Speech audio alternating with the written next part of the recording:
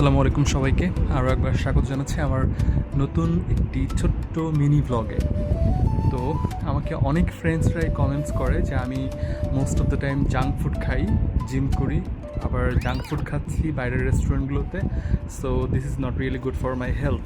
That is true, but the things is reality হচ্ছে যে আমি হয়তো উইকলি একবার করে বাইরের কোনো একটা রেস্টুরেন্টে জাঙ্ক ফুড খাচ্ছি, বাট বাই দিস টাইম আমাকে মোস্ট অফ দ্য টাইম আমি মেনটেন করছি।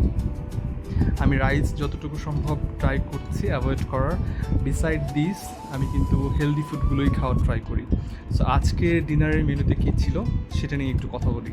আজকে ডিনারের মেনুতে ছিল 20 কেজি ওজনের একটি সি ফুড, একটা ফিশ, যেটা ব্যাংকক থেকে আনা হয়েছে।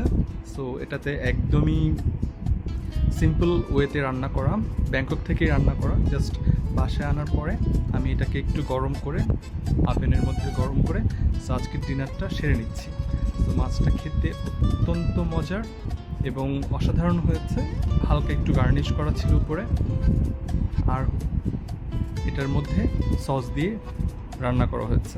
সো এক্সট্রা কোনো ইনগ্রিডিয়েন্টস নাই, নন স্পাইসি এবং অনেক টেস্টি। সো এই ছিল আজকের ডিনারের মেনুতে।